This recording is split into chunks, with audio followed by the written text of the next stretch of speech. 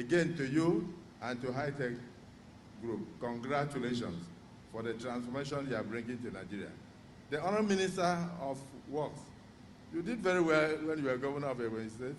Now you have shown that it wasn't a fluke, that it's inside your DNA. So I will say congratulations. The journey of 1,000 miles for Nigerians begins with a step, and that step is what we are starting. 750 kilometers of this Calabar, Lagos-Calabar, where people may be asking, why are you commissioning the first 30 kilometers? I think we are doing this to bring to the fore that yes, indeed, the project is a reality, because it's divided into about 6 sections and 1 year. I have no doubt that things are for us, Iwaju is already done within 1 year.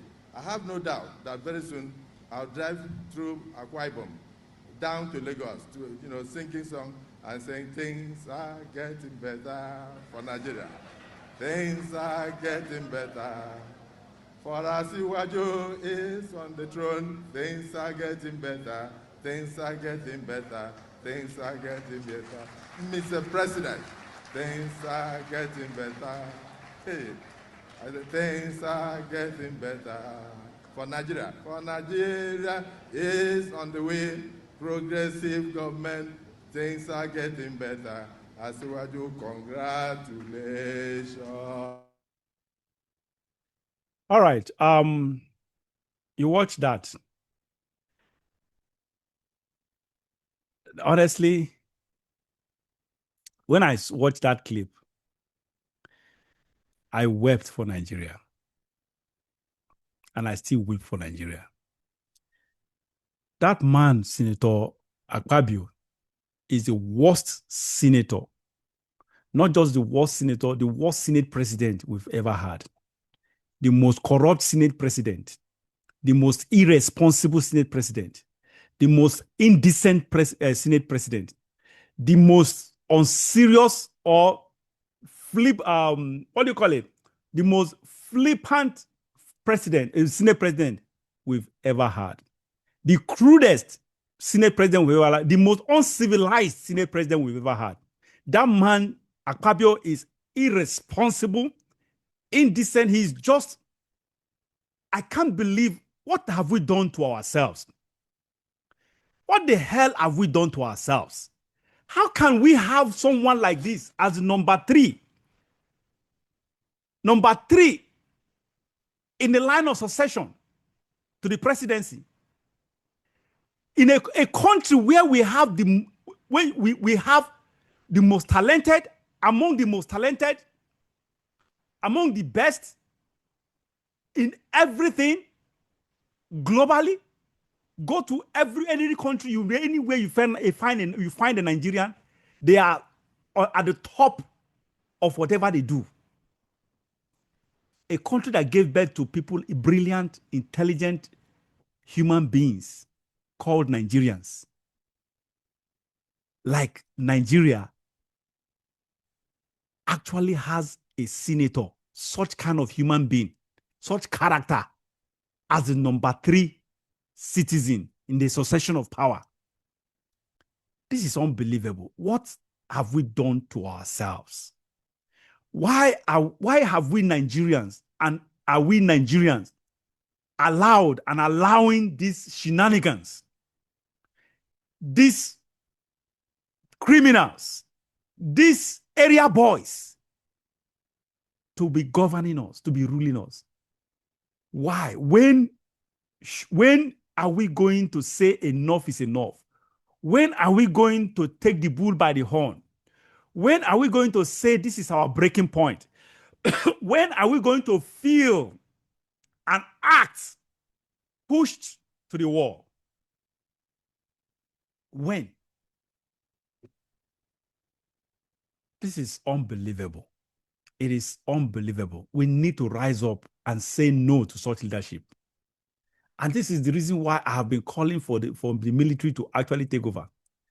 Now, when I say military, I've been talking about this military. I've written an article on this military, why I prefer military. I've never supported democracy in the first place. I've always been someone who believed in, because democracy is not for us. And the issue, I think I wrote an article about this military stuff. I'm going to be, I think I'll be translating it into a video documentary. I'll be doing that shortly. I think I'll script it and make it a documentary. The truth is, military.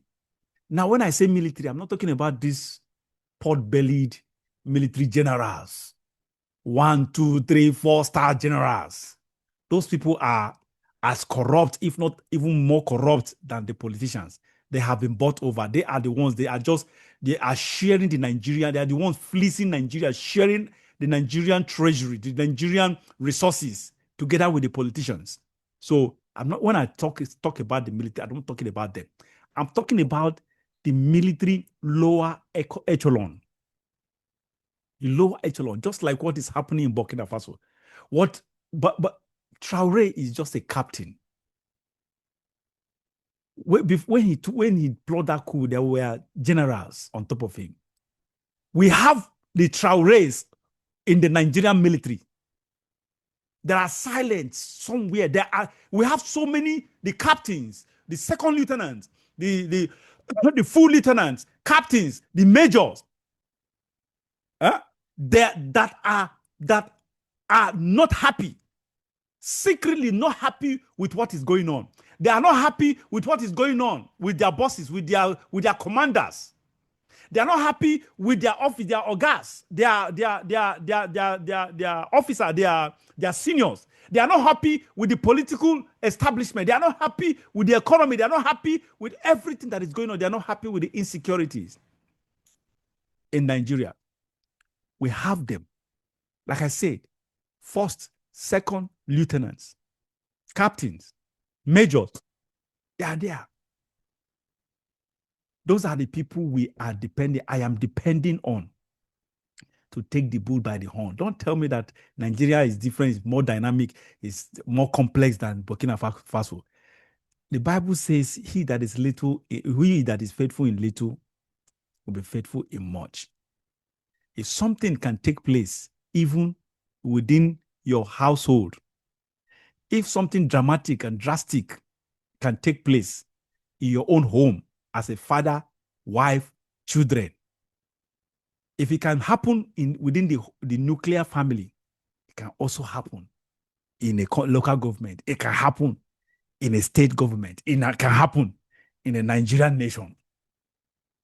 No matter how complex it is, it can still happen. I am believing in the military to take over and do this. God will intervene in either of these ways. My fear is that the military should not let the second option ensue. We shouldn't wait for the second option to take place. That second option, which is the people's revolution, that option is an option that nobody wants to. It will affect everyone, both far and wide, directly or indirectly. So many things will go wrong, but the end result will justify the means. But again, the side effects will be overwhelming. It will be massively negative. But the overall result will be positive at the end. That's the bottom line. But we don't want to start there. That's why I am beckoning on the military to do the needful. Just like what is happening in Burkina Faso. Burkina Faso is doing well today. The citizens of Burkina Faso are happy. The man, Brian Traoré, Captain Brian Traoré, is so globally popular. He has become a thorn in the flesh of the West. And that is what we need. I love countries who are thorns. I love leaders, presidents who are thorns, or who chose to become thorns in the flesh of the West. The moment you become a thorn that is an ample proof. That is the number one or exclusive proof that you are doing the right thing. That is the number one proof that you are doing the right thing. So we need that president, that head of state in Nigeria that will be in the thorn of the West. And this is my angle.